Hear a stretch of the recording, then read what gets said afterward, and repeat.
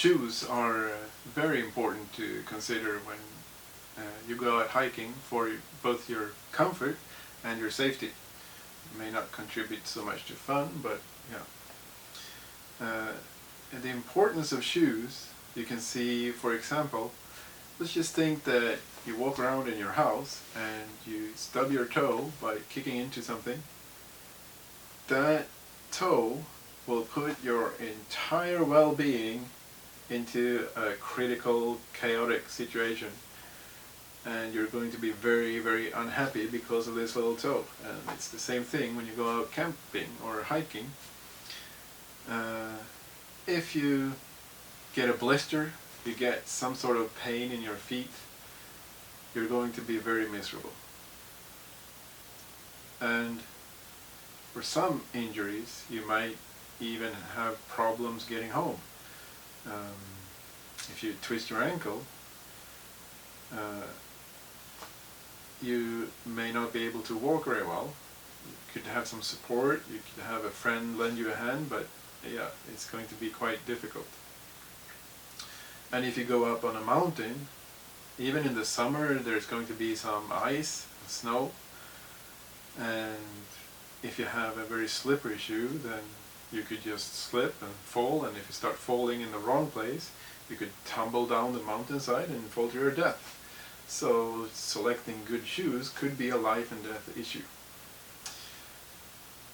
It's normally not really that serious, but still, could be. So I've brought up a few different types of shoes that I thought we would look at and compare different aspects. First of all, you have the flip-flops, very popular in Thailand, where the upper side of your foot is completely unprotected. It's only protecting the soles of your feet. The next step is the Crocs type of shoe,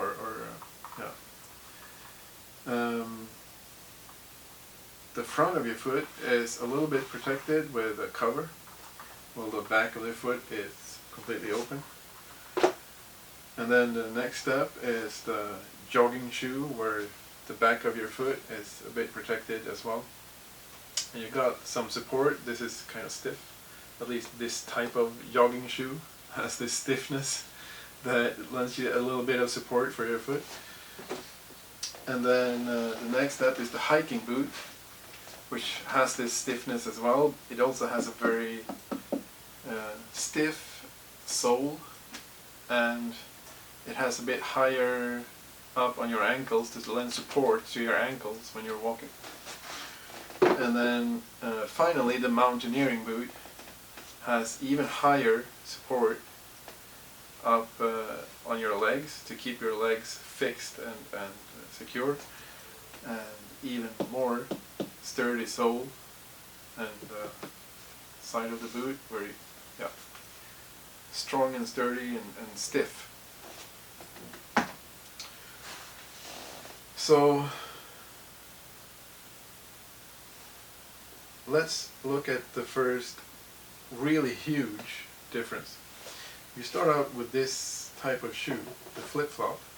This is a special type of flip-flop that I selected especially because it's a foamy material. It's not really the rubber that many flip-flops are made of.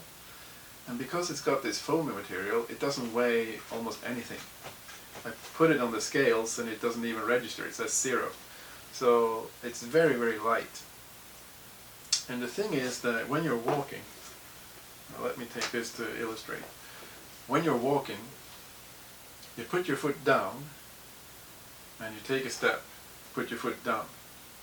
Since your foot remains stationary when you put it down, that means that when you take the next step, you need to accelerate. If you compare that to having something in your backpack, if you keep it on your back doesn't really stop moving. It just continues forward at a steady pace, so there's not really much acceleration going on. There could be a bit bobbing up and down, so you need to lift every time you take a step. If you have it on your backpack, you lift it up, you take a step and you lower it down. You lift it up and you lower it down. But when you have it on your feet, you not only need to lift it up and lower it down, but you also need to accelerate. Every time you take a step, you accelerate. And this acceleration, if you know anything about physics, acceleration is very costly in terms of energy. Maintaining speed doesn't cost that much. Lifting costs a bit more. Acceleration is the most expensive, or actually weight is, I guess, a type of acceleration as well, but let's not get into that. The whole point is that when you have something on your feet instead of in your backpack, it's going to require a lot more effort to move if you have weight on your feet because of this acceleration. So the general rule is that if you have a pair of shoes on your feet, that is equivalent to having 5 pairs of the same shoes in your backpack. So then, if we compare these shoes, you take the flip-flops, they don't weigh anything. Put 5 pairs of these in your backpack. Who cares? It doesn't matter. If you take these runner shoes or jogging shoes, these particular pair, they weigh 700 grams. So that's the same thing as putting 3.5 kilos in your backpack. And 3.5 kilos in a backpack, you're gonna notice that. I mean, this is something that could drive you a lot more tired than if you didn't have it. And then if you go to the extreme version, the mountaineering shoes, these shoes weigh 2.1 kilos. So if you compare that to having something in your backpack, it's equivalent to having 10.5 kilograms in your backpack. And I mean, just as a comparison, my fiance's backpack, when I fill it with her items, it's going to be somewhere around 7 to 10 kilos. So it's a full extra backpack that you're carrying around by selecting to have these shoes. Whereas these shoes, not so much. And still, when you look at hikers, you will see that pretty much all of them wear either hiking boots or mountaineering boots. So there must be a reason for why these boots are popular, right? If the cost of carrying them is that much higher. And the first reason is about water. We want to stay dry. Having wet feet, first of all, wet feet will make you feel cold. Even if you have wool socks, you can get cold if you have wet feet. But most of all, if you have wet feet for a long time, the skin will become soft. And when the skin becomes soft, you much easier will get blisters or other types of chafing wounds on your feet, and you'll get a lot of pain, and of course you don't want that. So what a lot of people do is they start by rubbing some lotion or some cream on their feet to keep them sort of waterproof their feet before they take on their wool socks or whatever.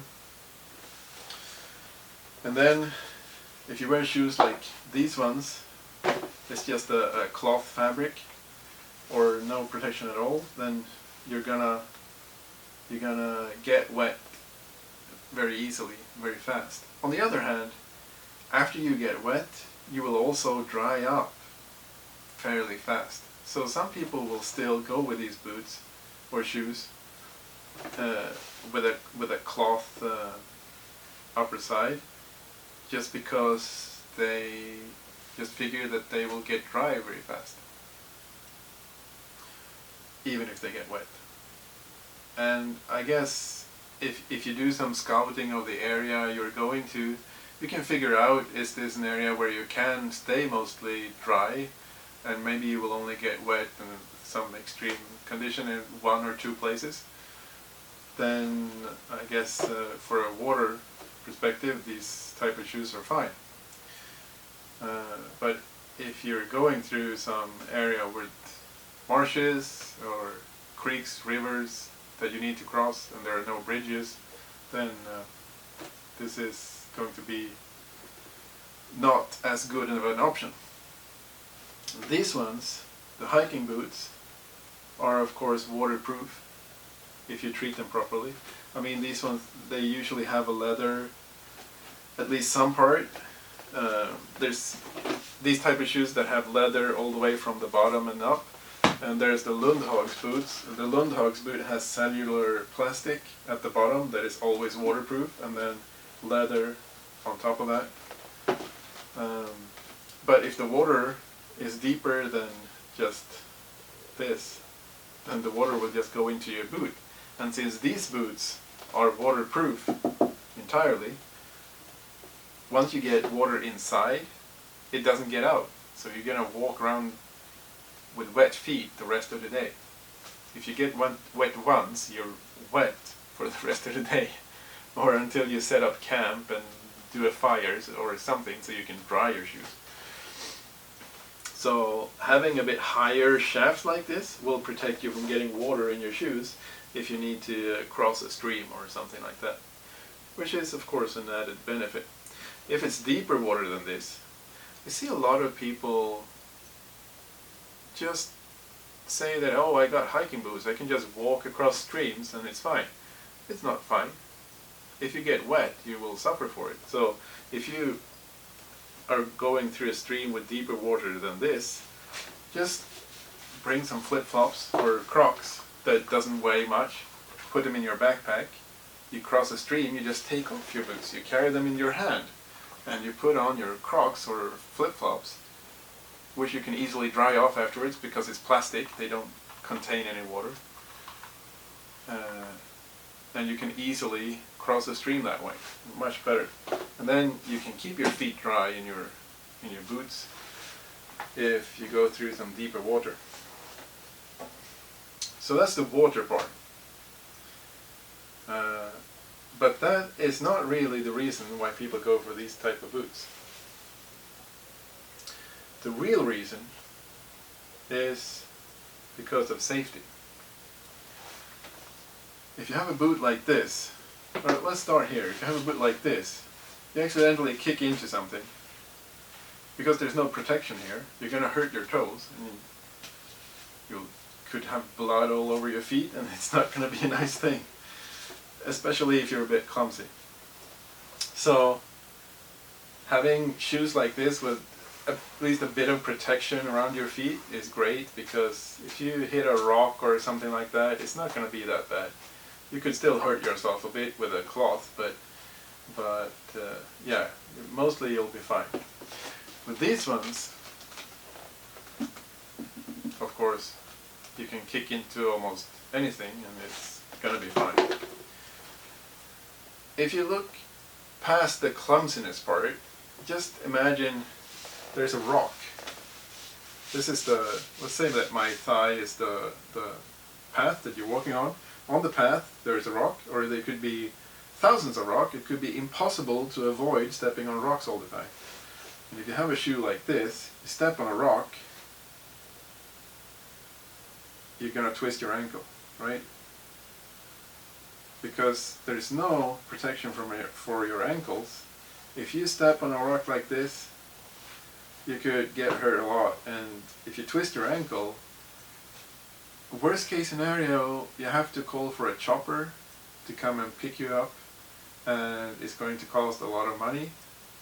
And yeah, if you're outside of cell phone coverage, you maybe not able to call with your phone for a helicopter, maybe you ran out of batteries, you're still going to have to find a way to get all the way back to your car or something, and in a lot of pain.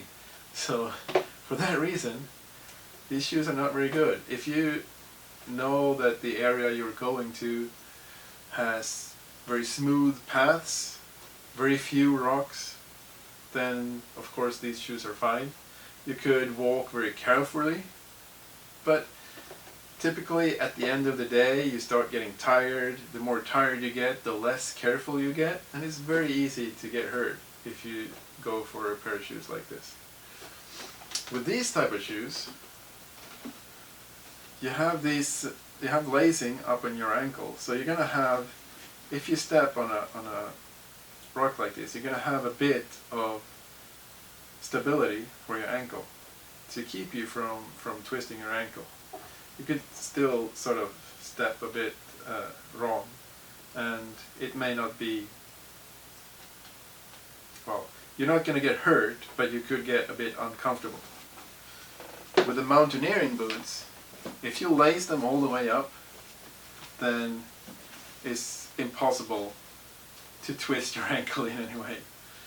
But of course that comes with a cost, because the human leg is made to walk with a flexible ankle.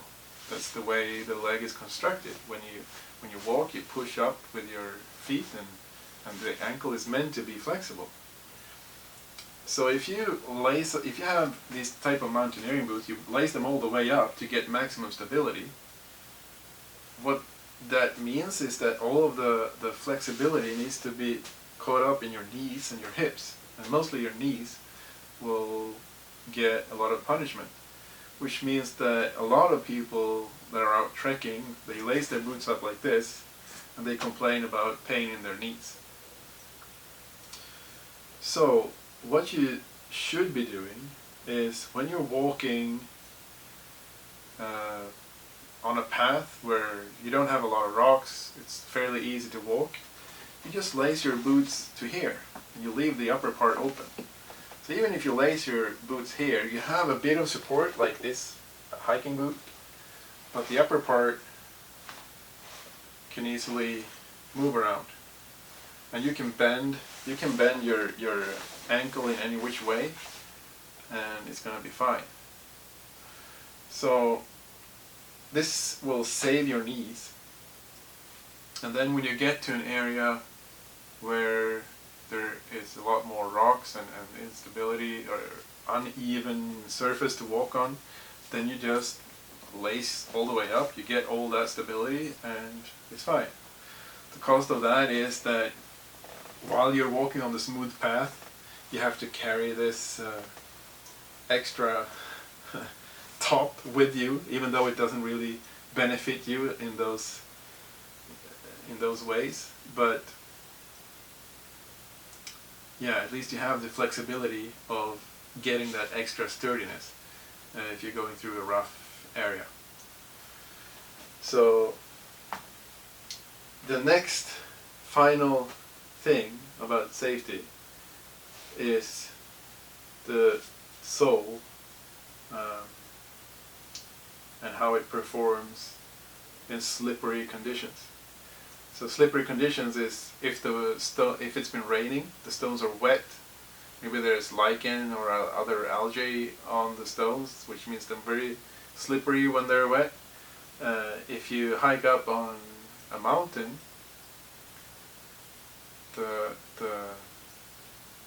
there's, even in the summer, there's ice and snow.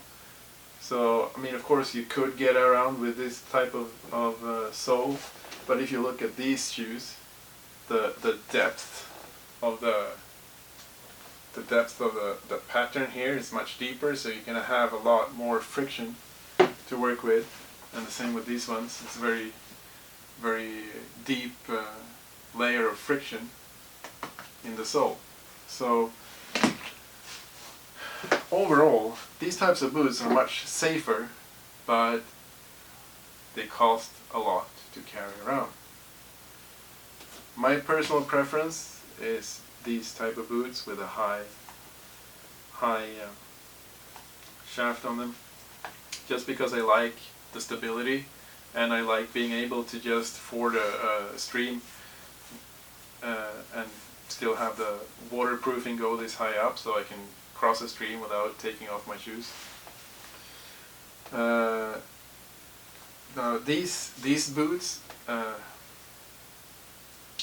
let me compare these two, because this one is the Swedish Lundhags shoe, which has a very typical cellular plastic at the bottom of the shoe and then a leather upper part.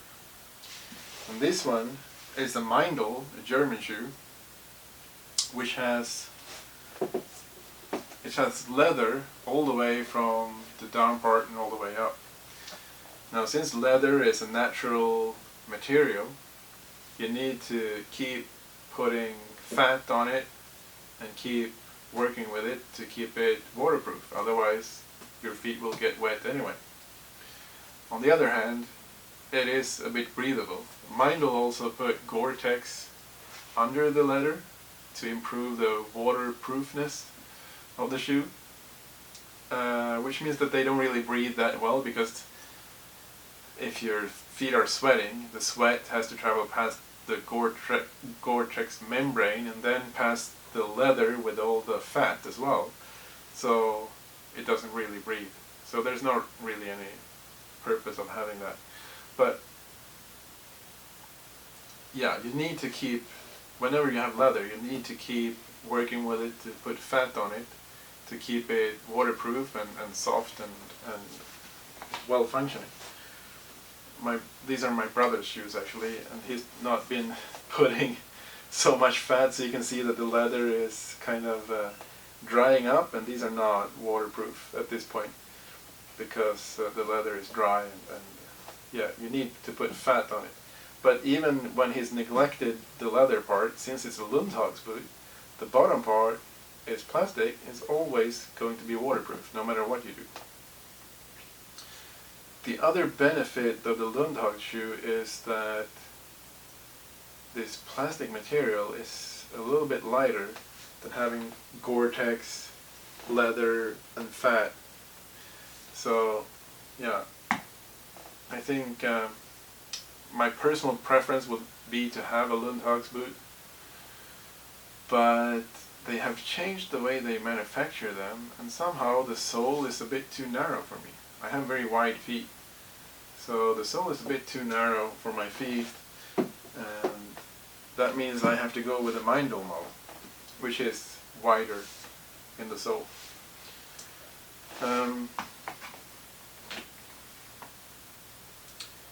What else? Yeah, so what I would do is I would use boots like this on my feet, and then I would carry the flip-flops in my backpack because they don't weigh anything anyway.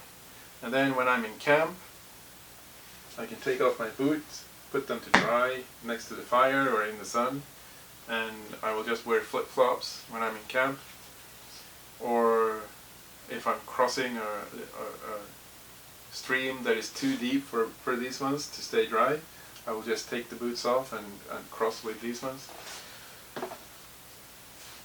I mean, Crocs are perfectly fine as well. This is a cheap copy of Crocs, which is actually even better because the plastic in these are even lighter than the Crocs plastic, and even so there's less weight to carry around.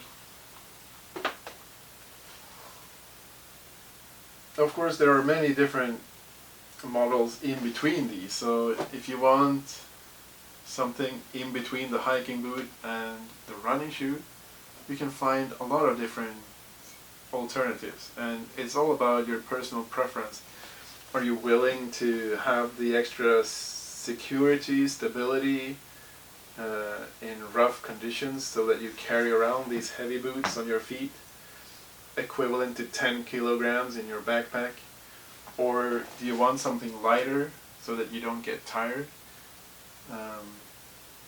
but sacrifice that safety and risking twisting your ankle or something like that? I mean, it's all, you need to make that choice for yourself, what you really like. But my personal recommendation would be to go with something like this, because safety is the most important thing after all, and getting hurt is just not fun. What you could at least the Lundhags boots, if you find those. Now these one have some padding up here, but this padding is completely irrelevant. You don't need anything like that. There's no point at all to have padding. And the Meindl shoes, they always have a lot of padding. Basically, the Lundhags shoe, this cellular plastic that they have, it will sort of mold itself after your feet when you use them. So when you go into a store and you put on a pair of Lundhags boots, and you compare that to going into a store and put on a pair of Meindl boots, the Meindl boots are always going to feel more comfortable in the store, because the Lundhags boot is made to shape itself after your feet when you use it. So, but the thing is that after you've been walking for a while in the Lundhags boot, that one is a lot more comfortable than the Meindl boot. But I think the Meindl sells a lot more just because people go into the store, they put on the Meindl boot and they're like, wow, this is much more comfortable than the Lundhags, I'm gonna buy that one. But actually, in the long run, the Lundhags is a lot more comfortable for most people. Unless you're in a situation like me where the sole is too narrow. So, I mean, you can't really work with that, but, yeah.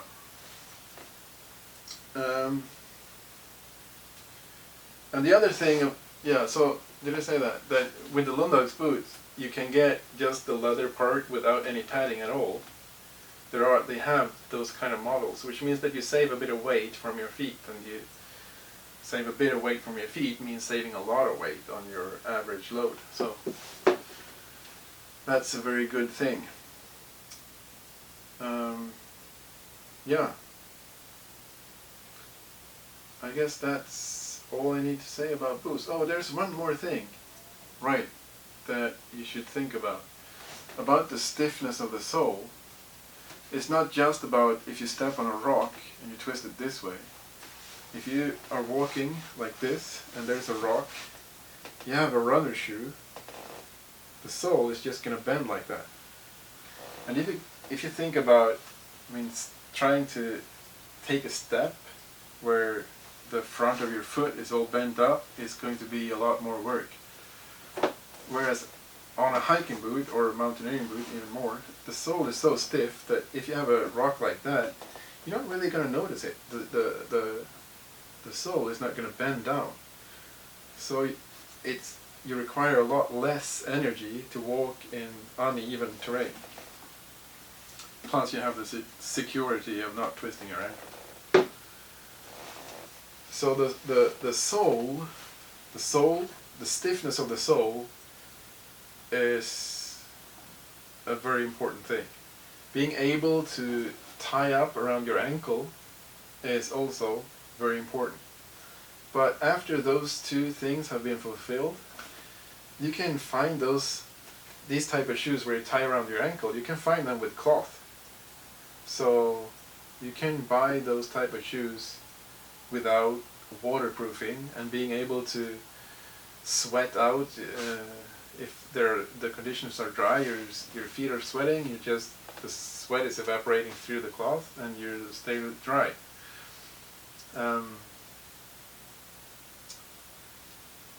But I say in Sweden we always have water everywhere, and in Sweden the Lundhags boot is optimal for Swedish conditions.